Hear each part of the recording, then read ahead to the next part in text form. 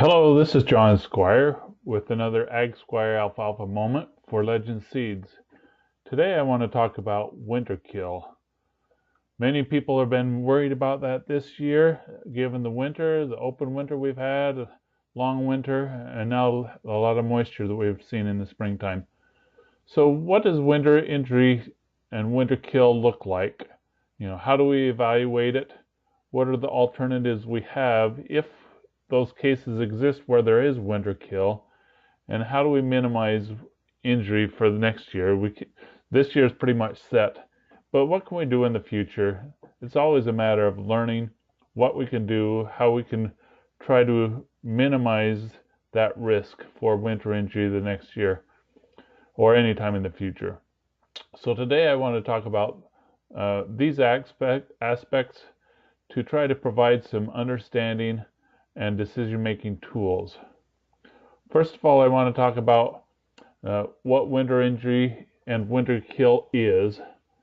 Injury is more of a slow recovery in the springtime, but Winterkill is really death over the course of the winter. Sometime happening, whether it's fall, winter, or spring, it's ultimately death of the alfalfa plant that does not grow back. Winter injury, on the other hand, would be slow green up and poor plant health, maybe asymmetric plants, and so forth.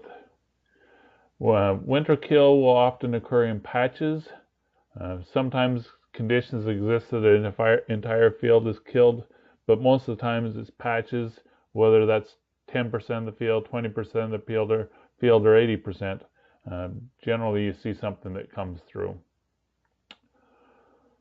So what do we look for when we have concerns of winter injury and winter kill? First, we wait for it to green up. If no alfalfa in the field is greening up yet, wait a little longer. I heard Dan Undersander, who's the expert, world renowned for alfalfa understanding.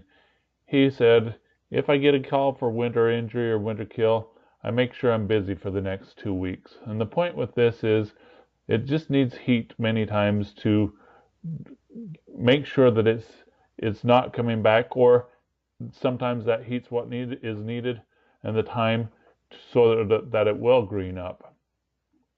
So go out, survey the field, evaluate it for stunted or brown plants, dig up some roots, split the roots to evaluate their condition, if they're white and plump looking, or if they're water soaked and brownish, or if they have any brown spots. Look for frost heaving in the raised crowns.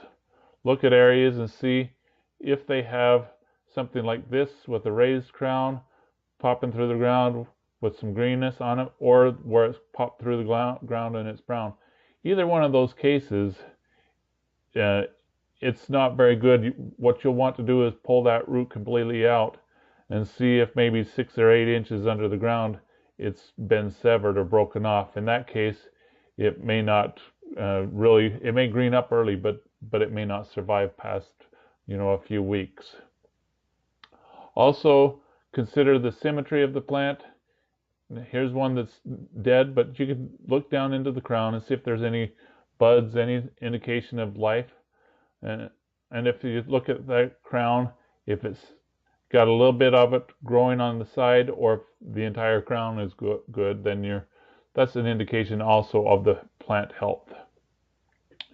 The other thing to consider would be the stand age. How long have you had that stand? Is it worth keeping, or are you better off, if it's 3 years or more, you're probably better off just plowing it up and taking the nitrogen credit for a following crop. If you find a case where there's enough winter injury in that field, so more than you want to thicken up, probably more than 50% of the field, then you decide, what do I want to do? If it's not all lost, maybe you thicken it up. If it's so much, you rotate out. You're probably best doing that and taking the nitrogen credit. But if you need the forage and really need it so soon that you can't wait till fall to take some silage for corn silage, what options do you have? And this data set is something shared from an article by Dan Understander talking about forage options following alfalfa winterkill. Illustrates oats and peas, or peas with a spring triticale mix, or barley and peas as probably your number one option for forage quality. Yield-wise, they're all going to be similar. You've got some small grains here, or small grains with the peas mix, and the difference being the quality and the crude protein in that.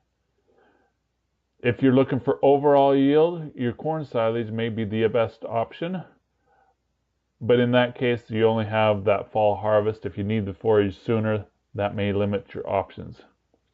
So there's a couple of things to consider. You could also look at sorghum Sudan grass hybrids or Sudan grass for a couple of cuts. Those things have more yield to them than a single cutting of your small grains. Sometimes people may take a oat peas mix, cut it once in June or July, and then plant it again and cut it another time for another crop of that, or rotate to something else. So different options you could consider. So the question becomes, how do you minimize winter injury for the future? Well, certainly fertilizing with potassium is top of the list. Alfalfa has been strongly linked to surviving winter when there is good potassium fertility in the soil. Cutting management is also key. If you cut it 3 times versus 4 times, you stress that alfalfa less, and you're more likely to have a better winter survival. Other options would be avoid late fall cuttings. Cut it from the first part of September, and after that, don't cut it again. And when you're cutting it in the fall, leave it. If you're cutting it late fall, leave a good 6 to 8 inches, so raise that cutter bar so you can catch the snow. Other things you can do would be to plant winter hardy varieties, good disease resistance packages. Make sure the field is well drained when you select the field for alfalfa, and keep the pH at a 6.5 or above. That's optimal for that. And the younger stands tend to have better winter survival to them.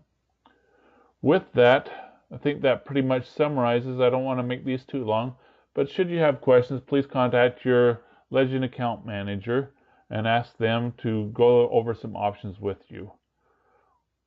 With that, I thank you for your time. This is John Squire with another Ag Squire moment. Have a good day.